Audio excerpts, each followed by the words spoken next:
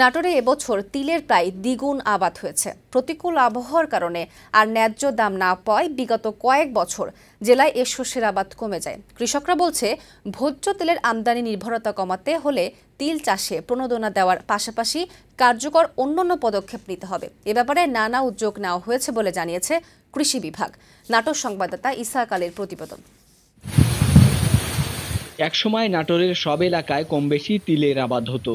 ভোজ্য তেল উৎপাদন ছাড়াও নানা কারণে ঔষধি গুণসম্পন্ন এ ফসলের চাহিদাও ছিল বেশ। তবে বিগত কয়েক বছর নানা কারণে এ জেলায় কমে গিয়েছিল তিলের চাষ। চাষিদের অভিযোগ, অতিবৃষ্টি ও খরা আর ফসলের ঠিকমতো দাম না পাওয়ায় বিকল্প ফসলের আবাদে ঝুঁকে পড়েন অনেকে। তবে এবার তিল চাষ আবারও বেড়েছে। তিলের আবাদ বাড়াতে উন্নত জাতের বীজ দিয়ে সহযোগিতা করতে কৃষি বিভাগের প্রতি অনুরোধ জানিয়েছেন কৃষকরা। তিল আমরা আগে করতাম, এখন করি না। যে হচ্ছে তিল বর্ষা বৃষ্টি হলে নষ্ট হয়ে যায়, ঝড় বাতাসে নষ্ট হয়ে যায়। লাভবান আমরা হতে পারছি না, এই জন্য সেচ দিয়ে তিলটা বুনতে হয়, ওই সময় রস পাওয়া যায় না।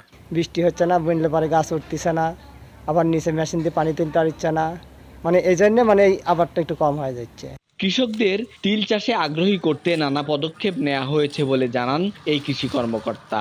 তেল ফসল উৎপাদনকারী প্রকল্পের মাধ্যমে আমরা তিলের আবাদ বৃদ্ধির চেষ্টা করছি। আমরা বিভিন্ন প্রদর্শনী দিচ্ছি, এই প্রদর্শনীভুক্ত কৃষককে আমরা প্রশিক্ষণ দিচ্ছি। এই তিলের আধুনিক জাত দেখে, ভালো ফলন দেখে তারা আবাদে উদ্বুদ্ধ হচ্ছে।